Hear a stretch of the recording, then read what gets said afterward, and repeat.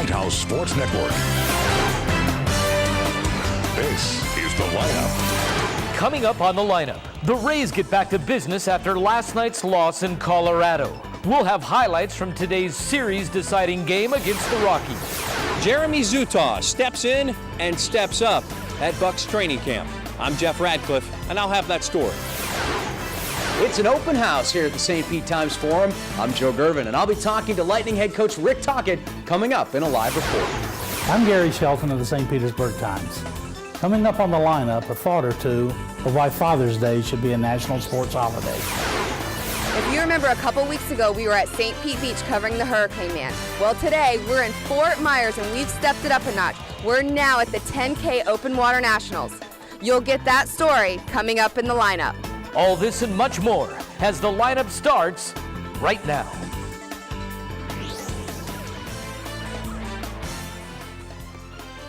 Well, good Thursday evening, everybody. Glad to have you here. Thanks for joining us. I'm Tom Buehring.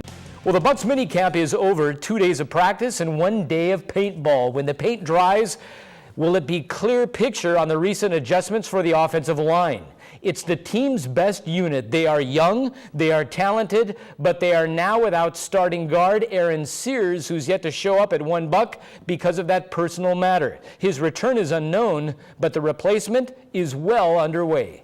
Jeff Radcliffe has more. One of the biggest mysteries this week has been the absence of left guard Aaron Sears, who missed minicamp due to a personal reason. Now, the team says he's been excused, but he might have just lost his starting spot to Jeremy Zutaw, the second-year man out of Rutgers. You know, I go out there every day and I see the right guard is Jeremy Zutaw. So, you know, I look out there and I see that number. So that's the guy starting for us right now. That's the guy in that role. That's his job to go out and assume and take. It's a great opportunity. I just got to try make the most of it. You know, just whatever the team asks me, that's what I'm going to do. I think I've come very far, but I'm nowhere near where I want to be. I feel like every day I'm getting better, and that's the only thing I can ask myself. He's doing a good job. Now, he's going to be playing a bunch of different positions, too. You know, he played a lot of football last year because of some injury, from what I understand. So he has some experience in there, and he is getting better. And he is getting better because of the opportunity that he has right now.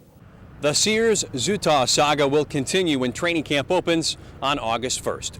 I'm Jeff Radcliffe, Bright House Sports Network. Jeff, thank you. Next Friday is the NHL Draft. Coming up on The Lineup, Olympian Brooke Bennett hits the open water to bring you the story of local swimmers who go up against the world's best. That's coming up in the high school scoreboard. Building depth and trying to put the end of 2008 to bed.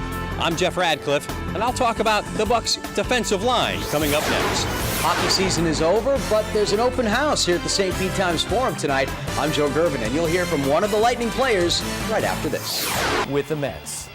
Well, the Bucs close out minicamp today. They traded practice for paintball with hopes of building better team rapport. They're going to need it after an off-season of change. The defense that's consistently been the Bucs' signature is switching ink.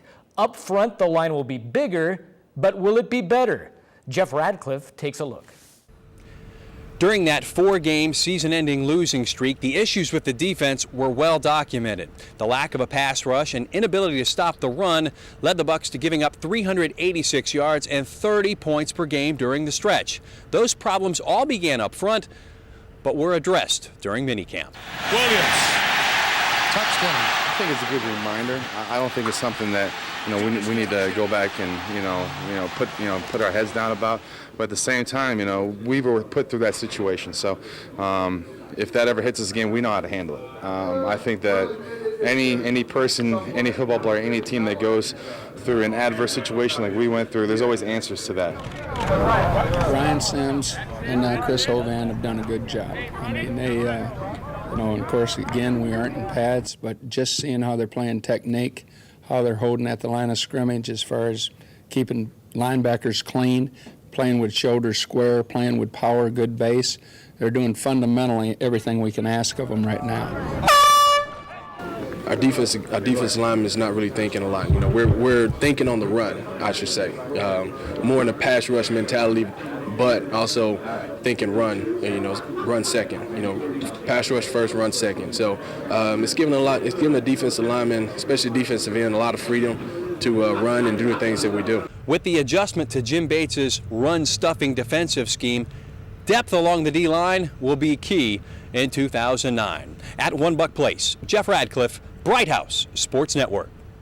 Jeff, thanks a million. Last season, in Monty Kiffin's final season as the Bucs defensive coordinator, the Bucs were ranked 9th in the league. Here's the averages. They gave up 118 yards against the run, 187 against the pass.